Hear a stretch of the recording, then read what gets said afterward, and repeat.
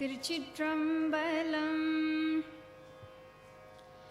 ஈராய் முதல் ஒன்றாயிரு பெண்ணான் குண மூன்றாய். ஈராய் முதல் ஒன்றாயிரு பெண்ணான் குண மூன்றாய். மாறா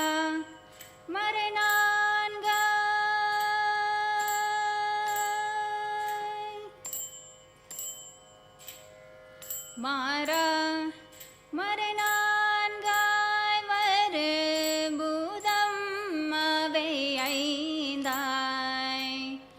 மாறா மறைநான்காய் வரு பூதம் அவை ஐந்தாய்.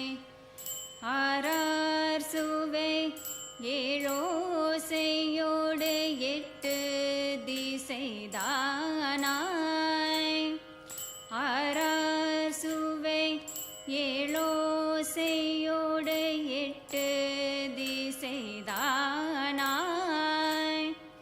வேராயுடன்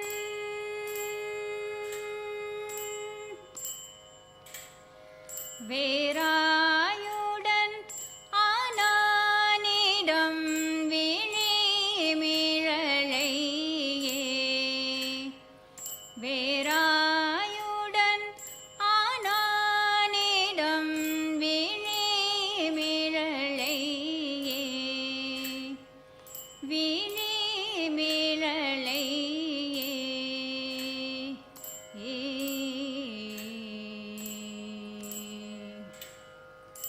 திருச்சிற்றம்பலம்.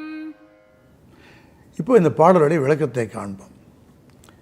ஈராய் முதல் ஒன்றாய் இரு பெண் ஆண் குணம் மூன்றாய். இது என்ன சொல்ல வராருன்னா, இறைவன் பிரபஞ்சத்தை அழித்துவிட்டு தோற்றும் முன் ஒருவனாக இருந்தான் ஒன்றாய். அதுக்கப்புறம் இந்த பிரபஞ்சத்தை தோற்றுவிப்பதற்கு ஆண் பெண் இரண்டாக ஆனான். அதுக்கப்புறம் 3 குணத்தால் இதை தோற்றுவித்தான். சத்வ ரஜோ தமோ 3 குணங்கள். மாறா மறை நான்காய். இந்த மாறாமறை நான்கான எல்லா காலத்திலும் மாறாத 4 வேதங்கள். ரிக் யஜுர் சாமம் அதர்வன வேதங்கள்.